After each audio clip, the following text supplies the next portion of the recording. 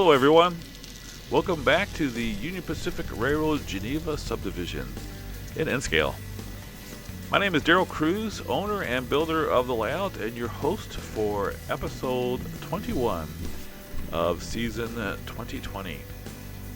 This is part 2 of a two-part series on the Locomotive roster on the Geneva Subdivision.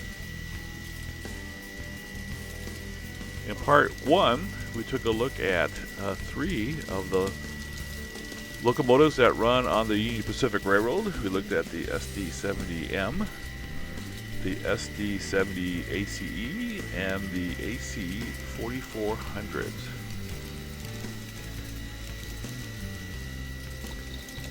This week we're going to take a look at the remainder of the locomotive roster, the C44-9, the ES44AC, which are GEVOs, the ES44AH, which are Tier 4 GEVOs, the C40-8, GP60, SD40-2, and the SD70M.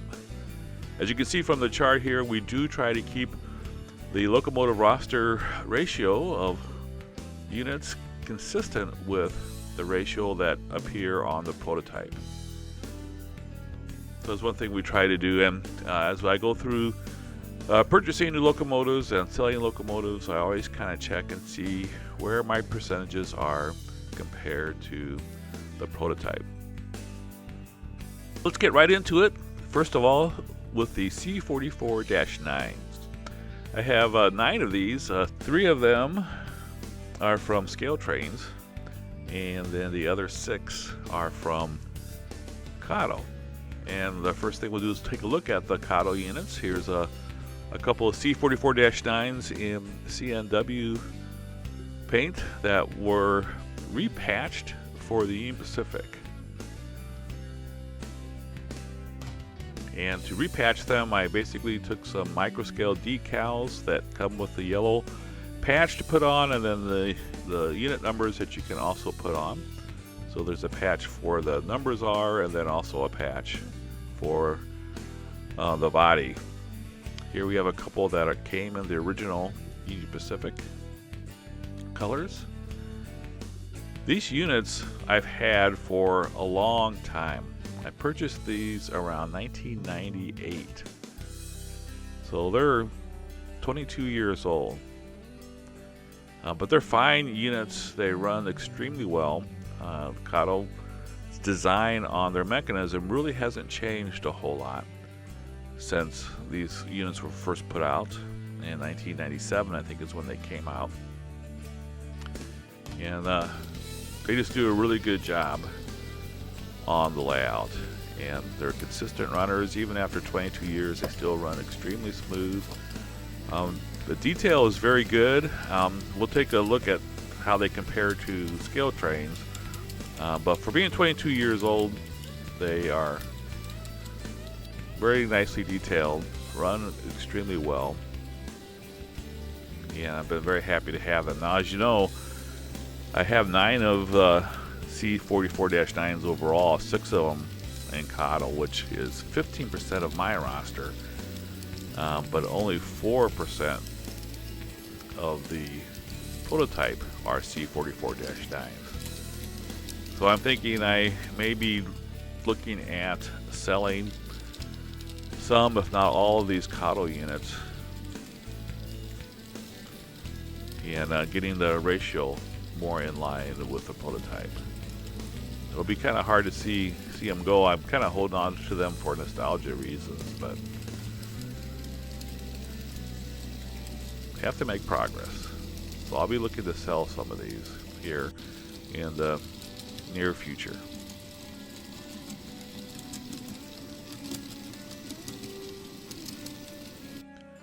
Then I have 3 units of the scale trains. Here we have C44-9s by scale trains, painted for the Union Pacific.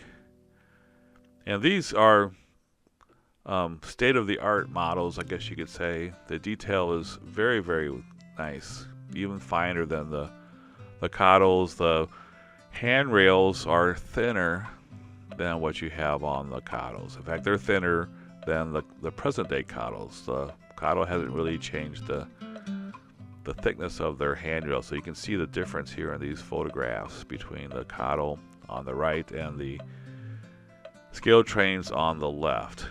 And not only the handrails, but the chain across the front, the gaskets around the windshields,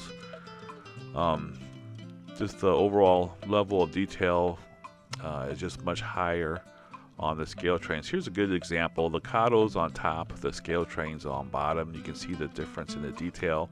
The main difference is the tanks look like separate tanks, whereas on the Cottle you can see that they're obviously molded in. And then under the sill there are additional details on the scale trains, whereas on the Cottle there are not any additional details under the sill between the trucks and the sill.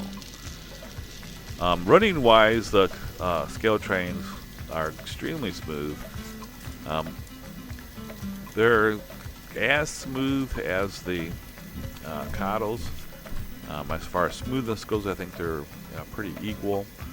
But the one thing that the scale trains that really helps them is they have a decoder that really holds the speed of the locomotive much tighter.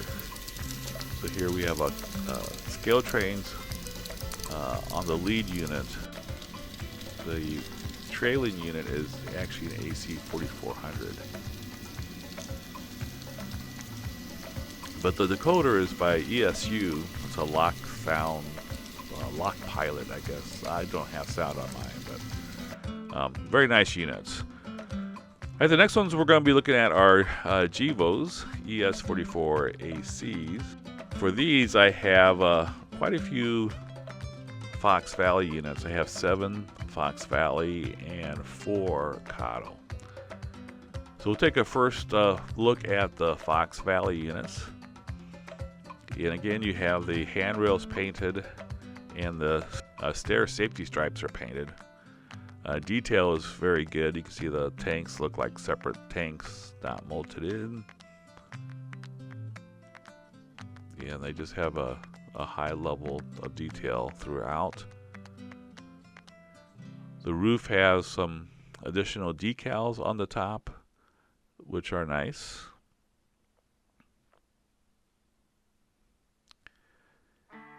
And one thing that is I don't like about the Fox Valley, especially on their GEVOs, is they didn't figure out the ditch lights very well. The ditch lights are much dimmer than the headlight, as you can see in this picture.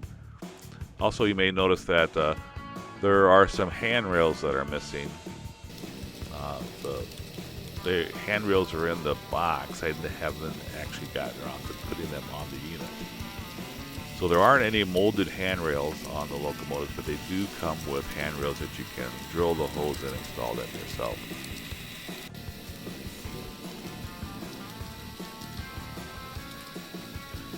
So here we have a trio of Fox Valley GEVOs pulling a stack train. Here we see them going through Elmhurst. Running wise, these are very smooth runners. They run as smooth as Cottles and as smooth as the scale trains. They're a little bit noisier than the Cottles.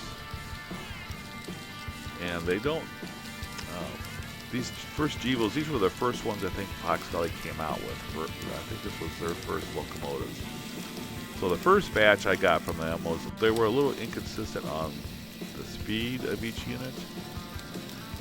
One would run faster than the others, which of course you can modify using the speed tables on the decoders.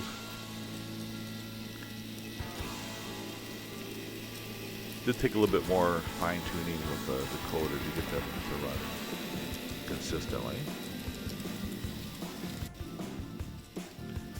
Here we see the trio taking the stack train across the Des Plaines River, just east of Maywood.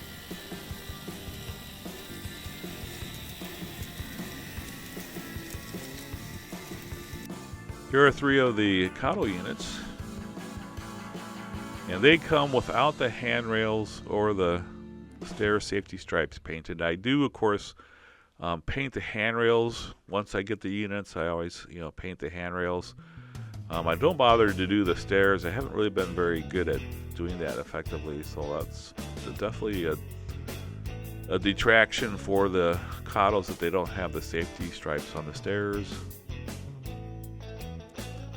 But the detail is very good. I always weather my locomotives when I get them.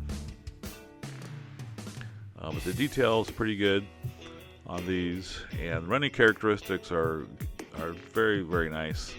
They run very smoothly, very consistently, and they're good pullers. You can see a good look at the detail on the locomotives. They did start to add some undersill details on coddle units. The original C44-9s did not have any extra details, but these do now. These came out in 2007. They do have some decals on the top. The Fox Valley is on top here, the coddle on the bottom. So they do have some decals, but not as many as the Fox Valley units.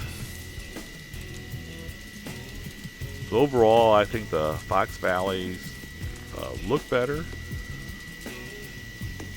but overall, I'd say the coddles run a little bit better than the Fox Valley Gevos.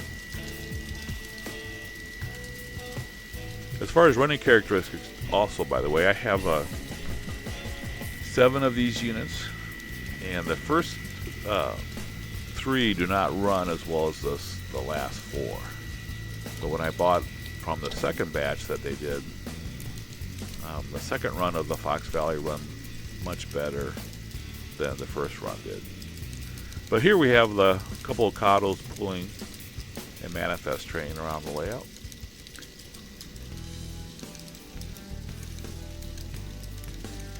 Again, these are really good pullers and smooth runners, good looking, definitely a nice locomotive to have on the layout.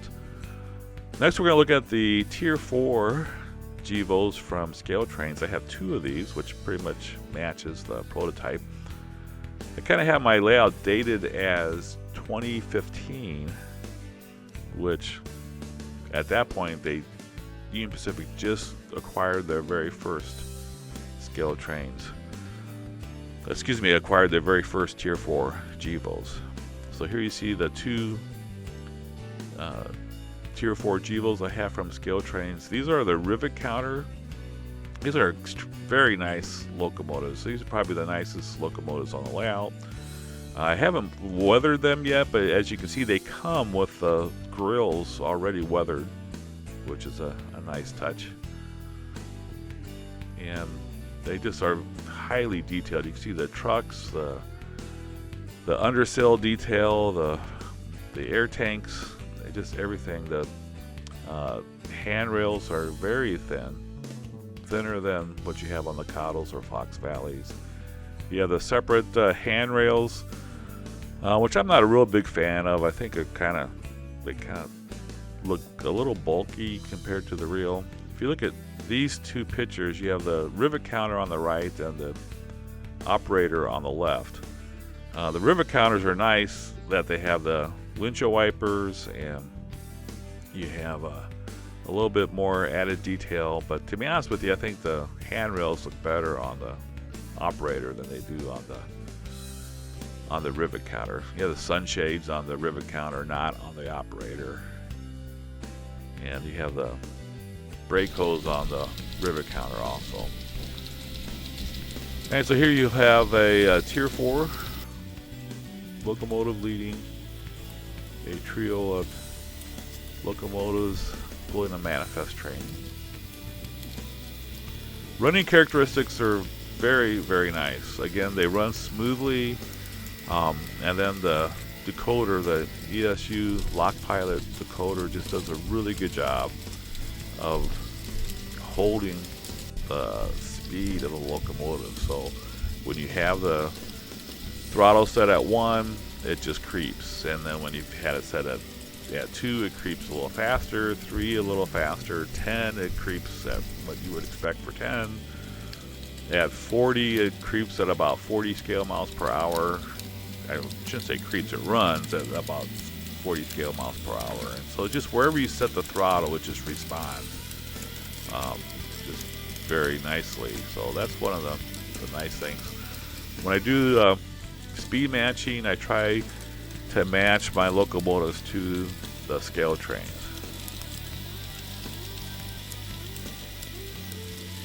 I haven't weathered these yet. I'm not sure. Probably will just do a lot of very light, some pan pastels, maybe just very lightly on there. So these represent units in 2015 that just arrived on the rails and are the newest locomotives on the fleet.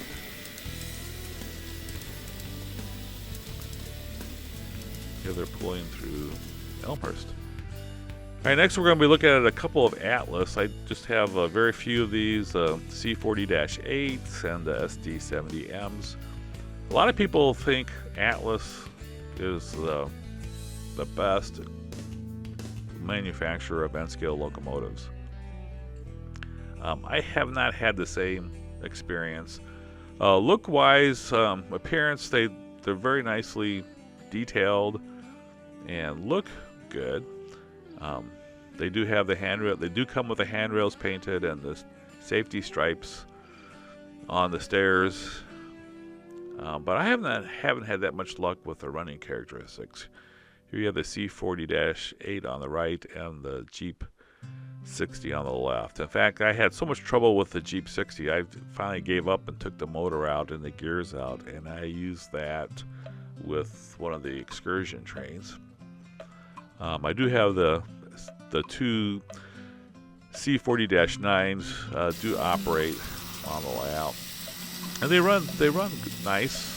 I have no problem with the way they run. They run comparable to Locatos and the Fox Valleys, but they're noisy. You can hear the gears grinding away. I think you can probably hear on this video. But in 2015 also, these units were on their way out. I think they were manufactured in the 80s. So by 2015 they were already 30 plus years old. So I only have two of them. They make up 2% of the, or less, of the locomotive fleet, so that works out pretty good. Then just quickly at the end here, we're going to take a look at some switching units, the Jeep 60 from Fox Valley and the SD40-2s that I have from Kato. Here you can see a couple of the SD40-2s. I have two sets of these that run the proviso yard, and they do an outstanding job of switching the proviso yard. They're very smooth runners, and you can really do some good slow moving switching operations using these units. Detail is very good. One problem I have is that these are the early editions, and I would really rather have the late ones, which have also the ditch lights, but they never came out with that in Union Pacific. So I'm kind of waiting for scale trains. I'm hoping that scale trains will come out with a SD40-2 with ditch lights. They have come out with that in HO, so I'm hoping they'll follow through and do it also in N scale. Now you do have the intermodal or intermountain, and I think the Broadway locomotives or whatever that's called, they have some, but the quality is not that great, I think. All right, here are the Jeep 60s I have. These are from Fox Valley. These are also very good. I repatched these for the Union Pacific after specific prototype locomotives. So I'm going to be using Jeep 60s in the yard here. This is at Global 3. Now Atlas is coming out with some Jeep 60s, so I have a couple of them on order when they come in. I'll have to see how they are. They are making them in Union Pacific colors. Was kind of hoping Fox Valley would come out with Jeep 60s in Union Pacific colors, which they haven't yet.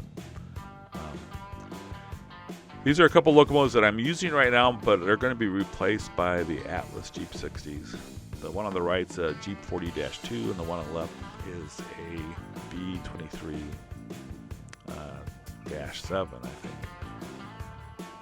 And these are locomotives that I don't even think are all still used in 2015.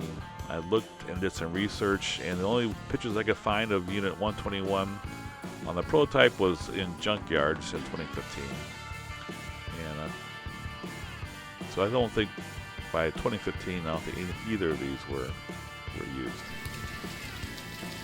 Alright, so that pretty well takes care of my locomotive roster. I also have a lot of Norfolk Southern and Canadian Pacific and excursion trains and some other ones, but that's it for the Union Pacific. Thank you so much for watching. Hope you've enjoyed this. Hope it's been informative, and hope you have a great time running trains in N-scale. Have a great day. Take care.